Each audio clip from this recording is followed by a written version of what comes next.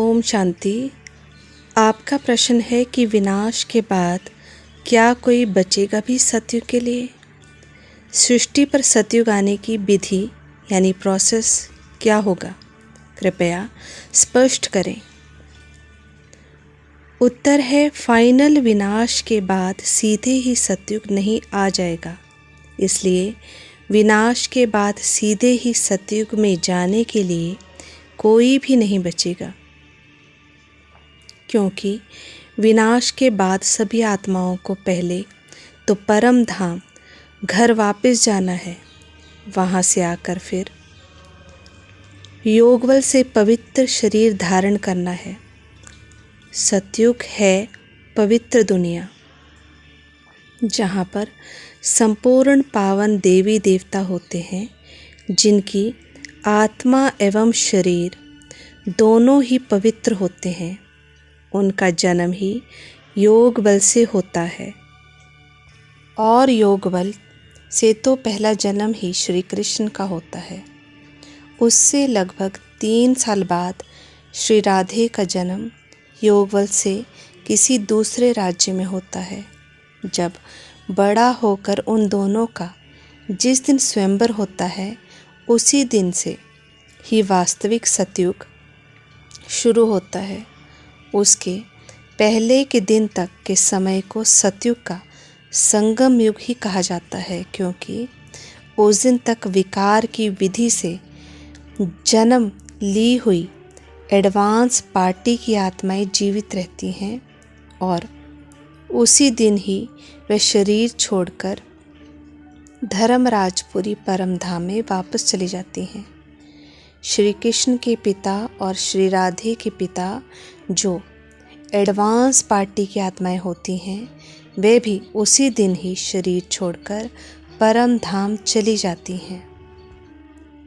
अब इन दोनों मुख्य राज्यों की गद्दी खाली हो जाती ही दूसरे दिन ही इन दोनों का स्वयंवर होता है। बस उसी दिन से ही सृष्टि पर ऑफिशियली सतयुग आ जाता है। अब विनाश से लेकर संपूर्ण सतयुग आने तक की विधि क्या होगी? उसकी विधि इस प्रकार से होगी। सबसे पहले तो भारत में गृह युद्ध भी शुरू होगा, और साथ साथ बाबा की प्रत्यक्षता भी हो जाएगी। खूनी खेल होगा, जिसमें भारत में चारों तरफ लाशें बिछी रहेंगी। सरकार फेल हो जाएगी, राष्ट्रपति शासन शुरू हो जाएगा। इधर शरीर छोड़ी हुई प्रेत आत्माओं का खेल भी शुरू हो जाएगा। पूरी दुनिया में जो भी जीवित होंगे, सभी के शरीरों में अनेक आत्माएं प्रवेश कर जाएंगी, और सभी अपना मानसिक संतुलन खो देंगे। पूरा विश्व ही जैसे मेंटल हॉस्पिटल बन जाएगा। केवल जो पवित्र बच्चे हैं, एडवांस पार्टी की पवित्र आत्माएं हैं, और 1-2 जन्म ली हुई आखिरी सतो प्रधान पवित्र आत्माएं, उनमें से ये अशुद्ध आत्माएं प्रवेश नहीं करेंगी, क्योंकि पवित्रता की शक्ति उनको सहन नहीं होती। ऐसे समय पर 1-2 जन्म ली हुई नई आत्माएं स्वतः ही भारत के किसी एक कोने के शहर में इकट्ठी हो जाएंगी। उनको वो स्थान ही सुरक्षित महसूस होगा।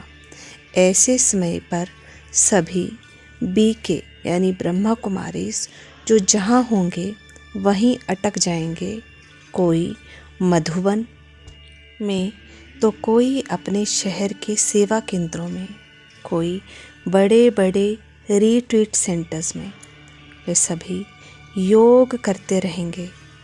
अब इधर राष्ट्रपति तो अभी बाबा की बच्ची ही हैं।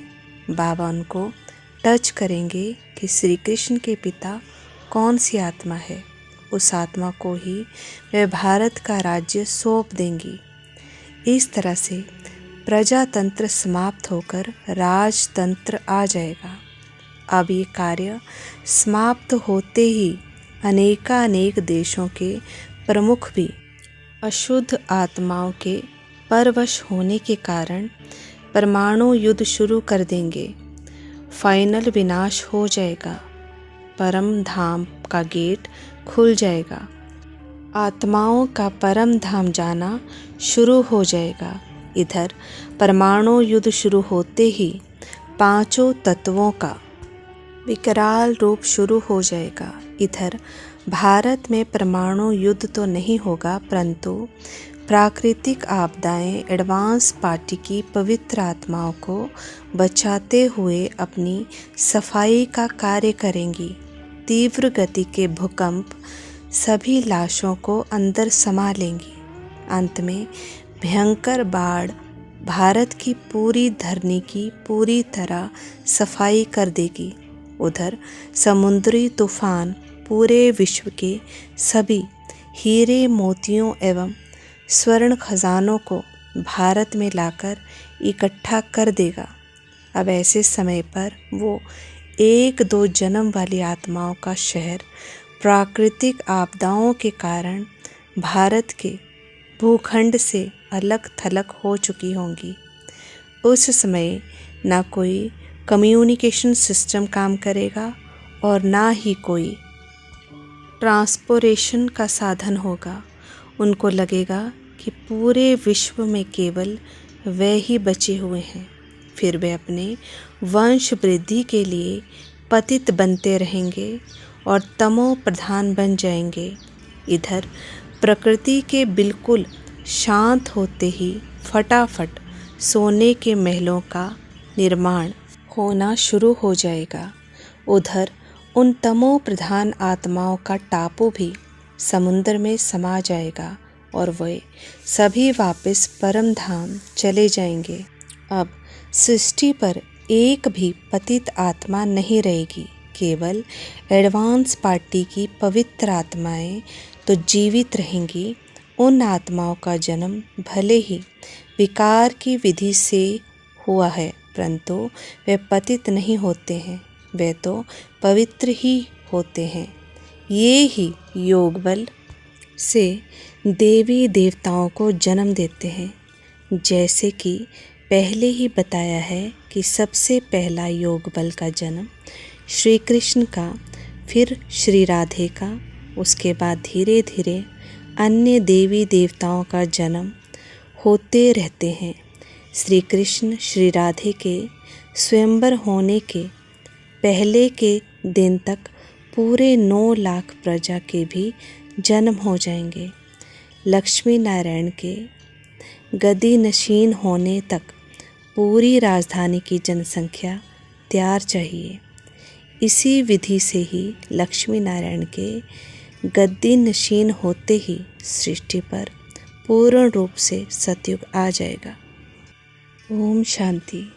परमात्मा का ध्यान करिए, पवित्र बनिए, खुद को भगवान से पूरी तरह से कनेक्ट करिए ताकि जब भी विनाश हो हमारी आत्माएं विचलित ना हो। ओम शांति।